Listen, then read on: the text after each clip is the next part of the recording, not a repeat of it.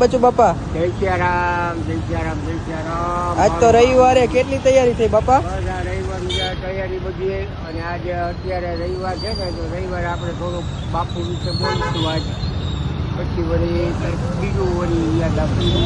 થોડું થોડું દર રવિવારે આપણે બોલશું. જો બાપુની કથા હું તો લગભગ ઘણો ટાઈમ થયા કંસાગરા મહિલા કોલેજ રાજકોટમાં નોકરી કરતો. બાપુની કથા હું તેડુની સાંભળું.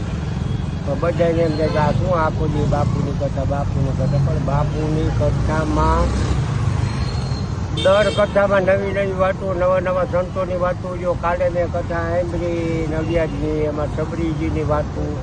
એવી આપણને ખ્યાલ ન હોય, પણ બાપુ પાસેથી આપણને એટલું જાણવા તો નવું નવું જાણવા મળતું, નવું બધું બાપુ પાસેથી આપણને જાણવા મળે.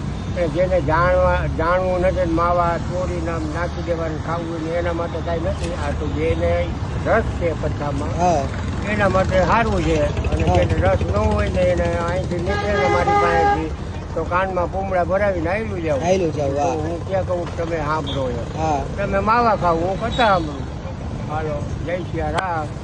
પછી વળી આવતા રવિવારે બાપુનું કંઈક બોલશું. બરાબર.